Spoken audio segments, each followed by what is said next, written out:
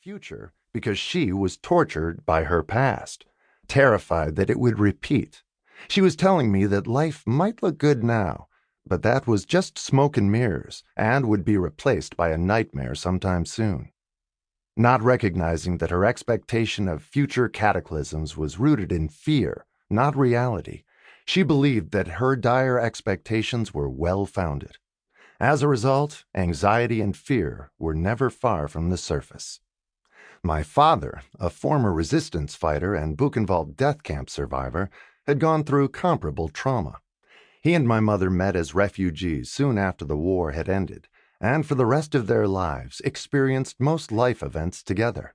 And yet they responded differently, he always being full of optimism and self-confidence.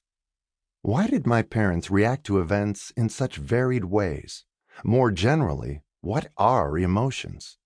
Why do we have them, and how do they arise in our brains? How do they affect our thoughts, judgments, motivation, and decisions? And how can we control them? These are the questions I will address in this book.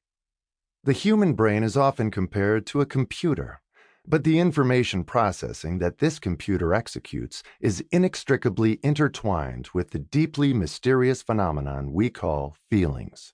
We've all felt anxiety, fear, and anger. We've felt rage, despair, embarrassment, loneliness. We've felt joy, pride, excitement, contentment, lust, and love.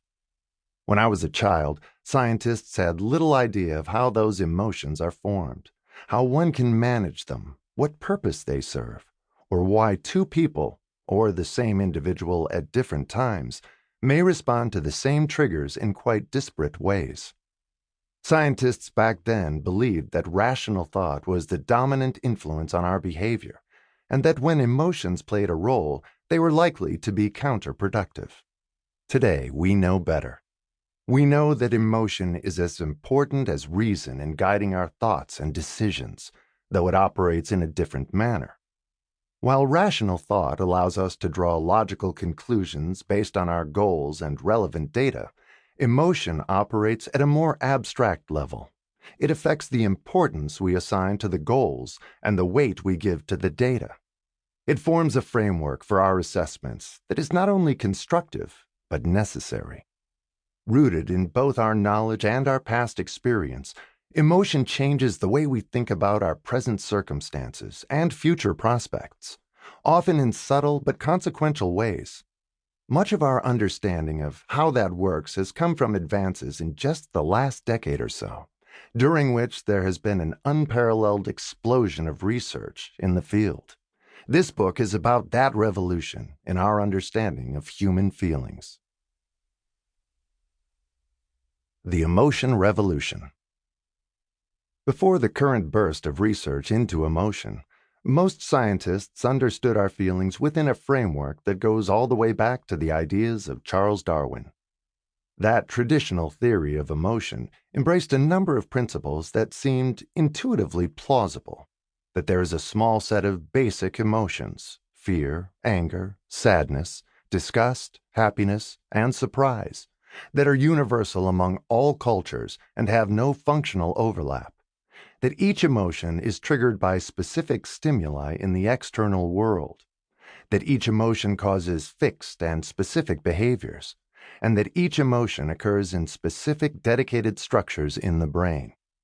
This theory also encompassed a dichotomous view of the mind that goes back at least to the ancient Greeks, that the mind consists of two competing forces, one cold, logical and rational, and the other hot, passionate and impulsive.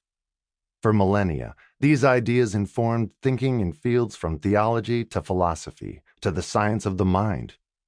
Freud incorporated the traditional theory into his work.